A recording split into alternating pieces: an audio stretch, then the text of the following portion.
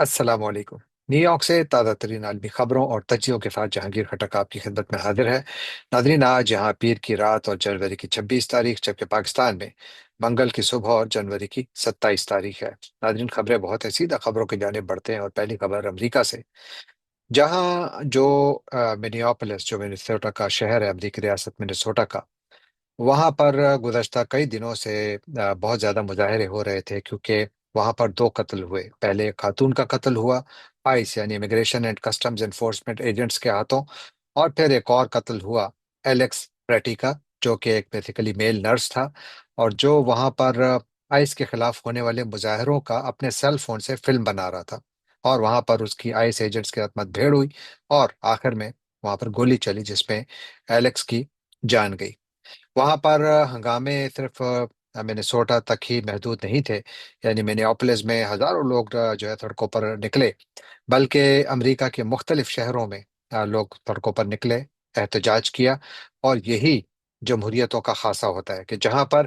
اگر ریاست یا حکومت سے کہیں غلطی ہوتی ہے اور لوگ احتجاج کرتے ہیں، تو حکومت اور ریاست کہیں نہ کہیں لوگوں کو سن رہی ہوتی ہے۔ اور آج ہم نے یہی دیکھا کہ صدر ٹرمپ، جنہوں نے شروع میں کافی سخت گیر موقف اختیار کیا تھا، لیکن آج ان کی جانب سے ان کا جو رویہ ہے اس میں کافی نرمی نظر آئی۔ انہوں نے اس واقعے پر افسوس کا اظہار بھی کیا، اور یہ کہ ان کے جو بارڈر کے لیے ان کے جو پوائنٹ مین ہیں، ٹام ہومین، ان کو منیسوٹا بھیجنے کا اعلان کیا، اور وہاں پر جو آئس کے جو سینئر آفیشلز ہیں ان کو واپس بلا لیے، اور ساتھ ہی اطلاعات یہ بھی ہیں کہ شاید وہاں سے کافی سارے آئس کے ایجنٹس کو بھی نکالا جائے گا۔ اب یہ سب کچھ جو ہو رہا ہے، وہ وجہ یہی ہے کہ یہاں پر شدید عوامی رد عمل آیا، اور جب حکومت نے دیکھا تو اس کے بعد پھر یہ نظر آیا کہ حکومت کی پالیسی میں بھی تبدیلی آئی۔ کیا یہ تبدیلی، جو امیگریشن کریک ڈاؤن اس وقت امریکہ میں ہو رہا ہے، اس پر اس کا کوئی اثر ہوگا؟ اس بارے میں کچھ بھی کہنا قبل از وقت ہے، لیکن یقیناً یہ ایک اچھی ڈیولپمنٹ ہے کہ جہاں پر حکومت نے آواز سنی، اور پالیسی میں کچھ تھوڑی بہت تبدیلی آ رہی ہے۔ اور وہ یقیناً لوگ جو ہے وہ ایلیکس پریٹی کے لیے انصاف مانگ رہے ہیں۔ ایلیکس پریٹی کے خاندان کے لیے ایک فنڈ ریزنگ کیمپین شروع کی گئی، جس میں کہ ابتدائی جو انہوں نے ٹارگٹ رکھا تھا تو شاید وہ $20,000 کا تھا، جو گو فنڈ می پہ چند ہی منٹوں میں وہ پورا ہو گیا، بلکہ ایک دن میں ان کے خاندان کے لیے $7 لاکھ ڈونیشنز میں جمع ہوئے۔ اور یہی امریکہ کی طاقت ہے، کہ یہاں پر اگر کوئی واقعہ ہوتا ہے تو پھر جواب بھی آتا ہے۔ ایک قتل پر پورا امریکہ کھڑا ہو گیا، اور نتیجہ بھی سب کے سامنے ہے۔ جبکہ ہمارے پاکستان میں بھی بہت کچھ ہو رہا ہے۔ ہمارے پاکستان میں ہزاروں لوگوں کی نقل مکانی ہوئی، لیکن ریاست اب اسٹیٹ آف ڈینائل میں ہے۔ ریاست پہلے کہتی تھی کہ ہم نے یہاں پر مقامی قبائل کے ساتھ اگریمنٹ کیا ہے، اور پھر اس کے بعد ریاست اس سے منحرف ہو گئی۔ منحرف اس لیے ہوئی کہ یہ غلط فیصلہ تھا، اور اس غلط فیصلے کا خمیازہ ریاست بھگتنے کے لیے تیار نہیں تھی، یعنی وہ نہ تو اپنے آپ کو کریکٹ کرنا چاہتی ہے، اور نہ ہی ذمہ داری لینا چاہتی ہے، بلکہ اس نے وہ ذمہ داری جو جس حکومت کو لایا گیا ہے وفاقی سطح پر، اور ان ہزاروں لوگوں کے بارے میں جو کہ نقل مکانی پر مجبور ہیں، ان کے بارے میں کہا گیا کہ جی نہ تو وفاقی حکومت نے ان کو مجبور کیا ہے، اور نہ ہی پاکستان کے ریاستی اداروں بشمول فوج نے ان کو جو ہے مجبور کیا ہے۔ لیکن خیبر پختونخوا میں صوبائی حکومت اور وفاقی حکومت اور پاکستان کی اسٹیبلشمنٹ کے درمیان جو ایک رسہ کشی جاری ہے، میرا خیال یہ ہے کہ یہ اب بہت زیادہ خطرناک صورتحال اختیار کر رہی ہے، کیونکہ ریاست اپنے آپ کو کریکٹ نہیں کرنا چاہتی،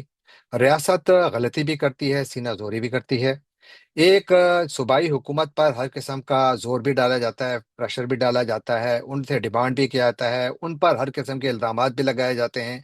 اور اس کے بعد پھر الزام بھی انہی پر لگایا جاتا ہے، وہ حکومت جو کہ یہاں پر آپریشن کی مخالفت کر رہی ہے۔ اور آج ہم نے اس کا جو ایک میں کہتا ہوں کہ ایک بہت امپورٹنٹ موڑ ہم نے دیکھا خیبر پختونخوا کی پروونشل اسمبلی میں، جہاں پر وزیر اعلیٰ سہیل آفریدی نے ایک انتہائی جارحانہ خطاب کیا، جس کے بعد میری رائے میں جو صوبائی حکومت ہے اس کے درمیان، وفاقی حکومت اور جو ہمارے ریاستی ادارے ہیں ان کے درمیان شاید کشیدگی بڑھے گی، اس سے کم نہیں ہوگی۔ آفریدی کی تقریر نے ایک بات تو بالکل واضح کر دی کہ صوبائی حکومت اور وفاق کے درمیان اب کسی بھی سطح پر کسی بھی قسم کا اعتماد موجود نہیں ہے، اگر پہلے تھوڑا بہت تھا بھی، وہ بالکل ختم ہو چکا ہے۔ آئیے سنتے ہیں کہ آفریدی نے ایگزیکٹلی کہا کیا۔ کور کمانڈر کا جو عہدہ ہے، آج کا کور کمانڈر نہیں، اور آئی جی ایف سی کا جو عہدہ ہے یہ کل کو کسی بھی جرگے میں نہیں بیٹھیں گے، کیونکہ آلریڈی میں ہدایات جاری کر چکا ہوں کل کہ اس کے بعد کسی بھی ادارے سے یا وفاقی حکومت سے صوبائی حکومت کا جو بھی کمیونیکیشن ہوگا وہ ریٹرن میں ہوگا، وربل پر کوئی ایکشن نہیں لیا جائے گا۔ جس طرح آپ نے سنا کہ سہیل آفریدی کہہ رہے ہیں کہ فیوچر میں کور کمانڈر یا آئی جی ایف سی جو ہے کسی بھی جرگے میں نہیں بیٹھیں گے۔ اب اس کا مطلب کیا ہے؟ اس کا مطلب یہ ہے کہ صوبائی حکومت کو اب ریاستی اداروں پر اعتماد نہیں رہا، بالکل اسی طرح جس طرح جو ریاستی ادارے ہیں ان کے تو اسپوکس مین باقاعدہ صوبائی حکومت کے خلاف مسلسل پریس کانفرنسز کر رہی ہے، یعنی ان کی قیادت، اور وہاں پر ان کے خلاف بہت زیادہ غلط زبان استعمال کی گئی ہے۔ اور میں دیکھ رہا تھا کہ کیونکہ جھگڑا جو ہے وہ یعنی وفاق اور صوبائی حکومت کے درمیان آپریشن کے اوپر ہے، وہ آپریشن جو کہ صوبائی حکومت کہتی ہے کہ نہ تو یہ وقت ہے، سہیل آفریدی کا کہنا ہے کہ اس وقت تو وہاں پر کوئی جانور بھی زندہ نہیں رہ سکتا، آپ وہاں پر آپریشن کیسے کریں گے؟ اور وہاں سے آپ نے اتنے ہزاروں لوگوں کو نقل مکانی پر مجبور کر دیا۔ آج انہوں نے کافی لمبی چوڑی تقریر کی، کافی دھواں دار تقریر تھی، اس میں انہوں نے اس بات کا ذکر بھی کیا۔ اور میرا خیال ہے کہ اس پہ یعنی یہ ایک بہت اہم پوائنٹ بھی ہے کہ آخر یہاں پر یعنی تیرا ویلی میں تو مسلسل آپریشنز ہو رہے ہیں، یعنی یہ وہ علاقہ ہے جہاں پر کہ کئی سالوں سے، یعنی ایک دہائی سے زیادہ ہو چکا ہے، تقریباً 13 سالوں سے یہاں پر مسلسل آپریشنز ہو رہے ہیں، کبھی ایک نام پر کبھی دوسرے نام پر۔ یہ ان آپریشنز کے علاوہ ہیں جو کہ آئی بی اوز یا انٹیلیجنس بیسڈ آپریشنز کیے جاتے ہیں۔ لیکن میں دیکھ رہا تھا کہ تھوڑا تاریخ میں جھانکیں اور یہ دو چیزیں دیکھیں۔ ایک یہ کہ جو لاسٹ بڑے آپریشنز ہوئے تھے یہاں پر، وہ کب ہوئے تھے اور اس کے نتائج کیا نکلے تھے۔ سب سے پہلا جو یہاں پر بڑا آپریشن ہوا تھا، یہ وہ دور تھا جب جنرل اشفاق پرویز کیانی پاک فوج کے سربراہ تھے۔ اس دور میں 2013 میں، یعنی یہ 5 اپریل 2013 سے 30 جون 2013 تک یہ آپریشن چلا تھا، اس کا نام تھا راہ شہادت۔ اور اس آپریشن میں پاکستان فوج کے یعنی جوان بھی کافی بیچ میں شہید ہوئے تھے، کم از کم 15 سے 23 کے درمیان تعداد بتائی جاتی ہے، جبکہ جو دہشت گرد تھے یہاں پر ان کے بھی کافی بڑی تعداد اس میں ماری گئی تھی، کوئی 100 سے زیادہ مارے گئے تھے، 110 کے قریب۔ اور یہاں پر جو پاک فوج کی کارروائیاں تھیں اس کے نتیجے میں انہوں نے جو لشکر اسلام اور ٹی ٹی پی کے جو یہاں پر دہشت گرد موجود تھے ان کے خلاف ان کے ہیڈ کوارٹر پر بھی قبضہ کر لیا تھا۔ یہ وہ دور تھا 2013 میں، 3 مہینے تقریباً یہ آپریشن جاری رہا تھا۔ شروع کب ہوا تھا؟ مارچ کے مہینے میں، ایک ایسے وقت کہ جب وہاں پر شاید برف پگھل گئی تھی۔ اگر شاید فور کاسٹ میں یہ ہوتا کہ اس سال برف باری زیادہ ہوگی تو شاید اس وقت ملٹری پلانرز اس کو تھوڑا مزید پش کر دیتے کہ تھوڑا گرم ہو جائے موسم، اس کے بعد پھر یہاں پر کوئی کاروائی ممکن ہے۔ 2 فٹ برف میں دنیا میں کہاں آپریشن ہوتا ہے؟ بمباری تو ہو سکتی ہے، لیکن شاید بمباری کے لیے بھی آپ کو ایک موسم چاہیے۔ بہرحال پھر یہاں پر ایک اور آپریشن بھی ہوا، اور یہ وہ دور تھا کہ جب پاک فوج کے سربراہ جنرل راحیل شریف تھے، اور یہ سال کیا تھا؟ 2014 سے 2017 تک یہاں پر آپریشن خیبر کے نام سے ایک آپریشن کی، بلکہ سیریز آف آپریشنز کی ابتدا کی گئی۔ آپریشن میں خیبر 1 تھا، خیبر 2 تھا، میرا خیال ہے خیبر 4 تک شاید یہ چلے تھے، اور یہ تقریباً 3 سال کے دوران۔ اور یہاں پر بھی کافی زیادہ اس دور میں کامیابیاں فوج نے حاصل کی تھیں۔ وہ کہتے ہیں کہ اس وقت کوئی 200 سے زائد یہاں پر دہشت گردوں کو مارا گیا تھا، اور یہاں سے تیرا ویلی کو صاف کیا گیا تھا ہر قسم کے دہشت گردوں سے۔ اور اس کے بعد پھر آپ دیکھیے کہ یہ جو آپریشن ہوا تھا یہ کب شروع ہوا تھا؟ یہ 7 اکتوبر 2014 کو شروع ہوا تھا یہ آپریشن، اور ختم کب ہوا تھا؟ 21 اگست 2017 کو۔ اس دوران یہ یقیناً 2 فٹ برف میں یہ آپریشن نہیں ہوا تھا، یقیناً جب موسم تبدیل ہوتا تب زیادہ آپریشنز ہوتے تھے۔ اور وہ آپریشن بھی آپ اگر اس کے موسم کو دیکھیں تو وہ موسم ویسا تھا کہ جب عموماً گرمی کا موسم تھا۔ تو ایک تو پاکستان کے جتنے بھی یہاں پر کمانڈرز تھے، اگر وہ یہاں پر ایک سیریس آپریشن کرنا چاہتے تھے تو میرا نہیں خیال کہ کوئی بھی شخص اس کو جنوری کے مہینے میں ماس ڈسپلیسمنٹ کرے گا، اور پھر یقیناً اگر جنوری میں کرے گا اور فروری میں وہ اس کو شروع کرے گا اور کہتے ہیں اپریل تک ہم اس کو ختم کر دیں گے، تو یہاں پر اگر برف باری ہی مارچ تک جاری رہے یا فروری کے آخر تک جاری رہے تو کیسے آپ ریپ اپ کریں گے؟ اور یہ کہ آپ اس دوران کریں گے کیا؟ کیونکہ آپ کو اپنے بھی تو ڈپلائمنٹ چاہیے، بہت بڑے پیمانے پر ایسٹس کی آپ کو جو ہے موومنٹ چاہیے، بہت کچھ چاہیے، کافی کچھ ہوا بھی ہے وہاں پر، میرا خیال ہے ڈپلائمنٹ بھی بہت زیادہ موجود ہے وہاں پر، بریگیڈ وغیرہ تو موجود ہے۔ تو اس آپریشن کی ٹائمنگ جو ہے وہ بڑے سوالات اٹھاتی ہے، کیونکہ اس سے پہلے یہاں پر جتنے بھی آپریشنز ہوئے ہیں وہ اس موسم میں ہوئے ہیں کہ جب یہاں پر برف نہیں ہوتی تھی، اور اسی لیے سہیل آفریدی کہتے ہیں کہ اس آپریشن میں جو نشانہ ہے وہ دہشت گرد نہیں ہے، بلکہ نشانہ ان کی حکومت ہے اور وہ ہیں۔ کیا یہ بات سچ ہے؟ اس کا فیصلہ میں آپ پر چھوڑتا ہوں، لیکن میری یہ رائے ہے کہ اس کی ٹائمنگ ایبسولوٹلی غلط ہے، یہ فیصلہ ہی غلط تھا، اسی لیے اب ریئلائزیشن بھی آئی ہے۔ لیکن چونکہ آنےسٹی نہیں ہے، میں نے کل بھی کہا تھا کہ منافقت کا دور ہے، کوئی یہ ماننے کو تیار نہیں ہے، ہم انسان ہیں، ہم سے غلطی بھی ہو سکتی ہے، کوئی یہ ماننے کو تیار نہیں ہے کہ یہ غلطی ہوئی ہے، بلکہ سارا کا سارا ملبہ کسی اور کے سر پر ڈالنا ہے۔ لیکن یہاں پر صوبائی حکومت اور وفاقی حکومت کے درمیان مسائل صرف آپریشن کی سطح تک ہی نہیں محدود، بلکہ آج ایک اور خبر یہ بھی آئی کہ سہیل آفریدی نے وفاقی حکومت کو ایک خط لکھا ہے، پرائم منسٹر کو خط لکھا ہے، جس میں ان کو کہا ہے کہ جناب جو فیڈرل گورنمنٹ ہے وہ صوبائی حکومت کو اس کے جو NFC کے تحت جو پیسے بنتے ہیں وہ فنڈز کا اجرا نہیں ہو رہا، کم از کم 52 ارب روپے کی کمی ہے، جس کی وجہ سے خیبر پختونخوا کے بجٹ میں کافی امبیلنسز آ رہے ہیں، اور فوری طور پر وہ رقوم جو ہے وہ صوبائی حکومت کو دی جائیں۔ تو یہ بھی ایک بہت اہم وہ ہے ٹائمنگ ہے کہ جب ٹینشنز بھی ہیں،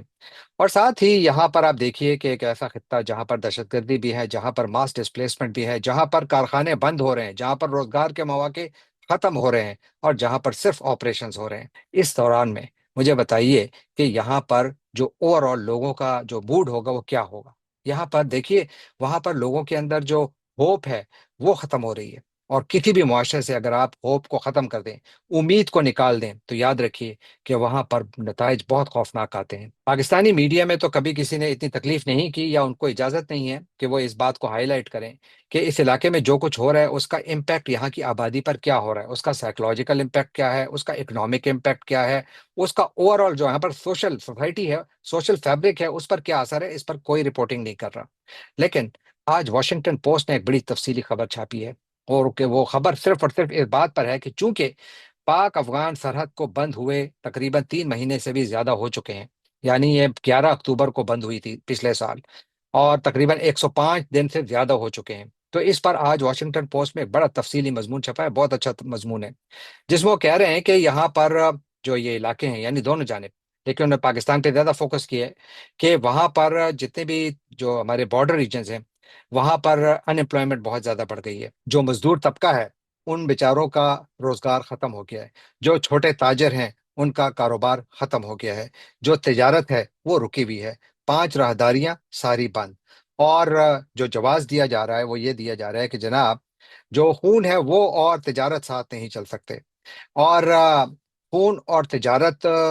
کب تک نہیں چلیں گے؟ کیونکہ یہاں پر دہشت گردی تو موجود ہے، تو اگر دہشت گردی آئندہ 10 سال تک بھی رہے گی تو کیا پاکستان یہی کام کرے گا؟ یعنی پاکستان آئرن کرٹن ہی رکھے گا جو اس وقت رکھا ہوا ہے؟ اور اگر یہ رکھے گا تو اس سے کیا ہوگا؟ کیونکہ ان علاقوں میں نہ تو حکومت نے کوئی کارخانہ لگایا ہے، نہ کوئی ترقی دی ہے۔ پاکستان کے جو ٹرائبل ریجنز ہیں ان کے ساتھ وعدہ کیا گیا تھا مرجر کے دوران کہ ان کو ہر سال 100 ارب روپے اضافی دیے جائیں گے، تقریباً کوئی 550 ارب روپے اس مد میں بھی پڑے ہوئے ہیں جو ان کو آج تک نہیں دیے گئے، صرف 140 یا 150 ارب روپے ہی اس مد میں 7 8 سالوں میں دیے گئے ہیں۔ تو مطلب یہ ہوا کہ وہاں پر جو ترقی آنی تھی وہ بھی حکومت نے خود روکی، وہاں پر دہشت گردی کو کا کلا کما کرنے میں بھی ناکام ہو گئے، جو تھوڑا بہت کاروبار چلتا تھا بارڈر کی وجہ سے وہ بھی بند کر دیا، اور ان آبادیوں کو ماس ڈسپلیسمنٹ پر مجبور کر دیا۔ مجھے بتائیے کہ یہاں پر یہ لوگ کیا کریں گے؟ یہ لوگ کس طرف جائیں گے؟ واشنگٹن پوسٹ کہتا ہے کہ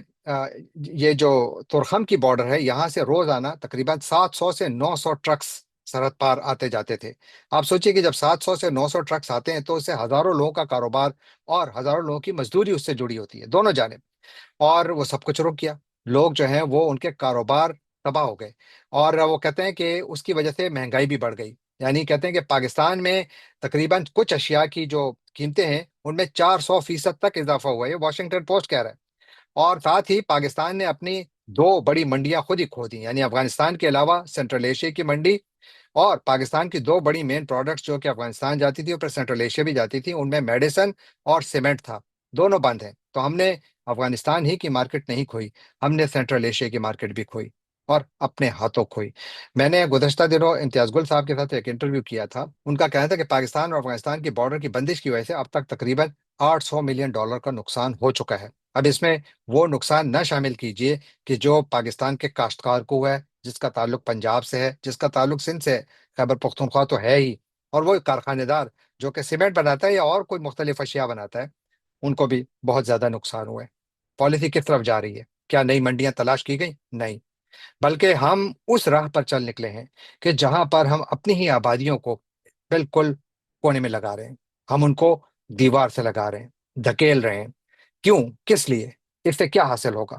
کیا آپ تحفظ عوام کو اس طریقے سے دے سکتے ہیں کہ آپ عوام کو ایک ملک کے معاشرے سے بالکل باہر نکال دیں، کہ جہاں پر اس کا نیشنل میڈیا ان لوگوں کو پہچانتا بھی نہیں ہے کہ یہ کون ہے؟ آپ دیکھیے کہ پاکستان کے مین اسٹریم میڈیا میں اب تک تیرا ویلی کے ان ڈسپلیس لوگوں کا اوپر کتنی رپورٹنگ ہوئی ہے، ان کے مسائل پر کتنی زیادہ ان کی ترجمانی کی گئی ہے۔ وہ کر ہی نہیں سکتے ہیں، بہت سارے لوگ چاہتے بھی ہیں کہ کریں لیکن نہیں کر سکتے ہیں۔ اور پھر ساتھ افغانستان میں بھی اس کا بہت برا اثر ہے۔ وہ کہتے ہیں کہ افغانستان میں بھی کوئی 80% تک وہاں پر بھی مہنگائی ہوئی ہے مختلف چیزوں میں، اور ساتھ ہی ان کے بہت سارے مال جو ہیں وہ پاکستان میں پھنسے ہوئے ہیں، ان کو بھی بہت زیادہ نقصان ہو رہا ہے۔ تو گویا یہ جو بارڈر کی بندش ہے، یہ پاکستان میں تو اس پر کوئی توجہ نہیں دے رہا، لیکن دنیا توجہ دے رہی ہے۔ اور وہ لوگ جو سزا بھگت رہے ہیں،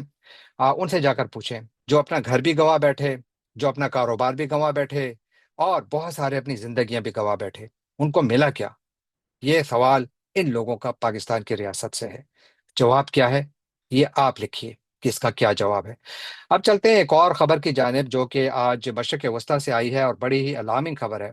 اور وہ یہ ہے کہ مشرق وسطیٰ میں امریکہ کا جو ایک بہت بڑا ایئر کرافٹ کیریئر ہے، USS ابراہم لنکن، اور اس کے ساتھ مزید جو شپس ہیں، اس کا میں نے پچھلے دنوں بھی ذکر کیا تھا، وہ مڈل ایسٹ پہنچ چکے ہیں۔ اور اس کی وجہ سے اب بڑے زیادہ یہاں پر خوف پیدا ہو گیا ہے کہ شاید کیا امریکہ ایران پر سٹرائکس کرے گا۔ ہر قسم کی خبریں مارکیٹ میں ہیں، جن کے مطابق شاید ایران میں کو جو بھی حملہ ہو وہ پریسیجن سٹرائکس ہوں، اور شاید ان کی اعلیٰ شخصیات کو نشانہ بنایا جائے۔ ایک خبر یہ ہے، اسی لیے ایران یہ اعلان کر چکا ہے کہ اگر ہماری کسی بھی اعلیٰ شخصیت پر حملہ کیا گیا تو یہ اعلان جنگ ہوگا، اور ایران کی طرف سے بھی بالکل اسی قسم کی وارننگز آ رہی ہیں۔ سر ٹرمپ نے البتہ یہ ضرور کہا ہے کہ ایرانی ہمارے ساتھ ان کانٹیکٹ ہیں، وہ ہمارے ساتھ بات چیت کرنا چاہتے ہیں، لیکن انہوں نے یہ نہیں بتایا کہ ایران اور امریکہ کے درمیان باقاعدہ بات چیت شروع ہے، کیا اس کا کوئی حل نکلنے والا ہے۔ لیکن امریکی عہدیداروں کے حوالے سے ایکسیوس کا کہنا ہے کہ وہ کہہ رہے ہیں کہ ہم ایران کے ساتھ بات چیت کے لیے تیار ہیں، لیکن ان کو ہماری شرائط معلوم ہے۔ سب سے بڑی شرط کیا ہے؟ سب سے بڑی شرط ایران کا نیوکلیئر پروگرام ہے، اس کا خاتمہ، اور دوسری شرط ایران کا میزائل پروگرام، جس کا خاتمہ۔ آخر میں تھوڑا سا ذکر میں کروں گا متحدہ عرب امارات کا اور پاکستان کا، کیونکہ میں نے پہلے بھی ذکر کیا تھا کہ جو متحدہ عرب امارات اور سعودی عرب کے درمیان تعلقات میں یعنی صدموہری نہیں بلکہ ایک کولڈ وار چل رہی ہے، تو اس کا اثر پاکستان پر براہ راست ہوگا۔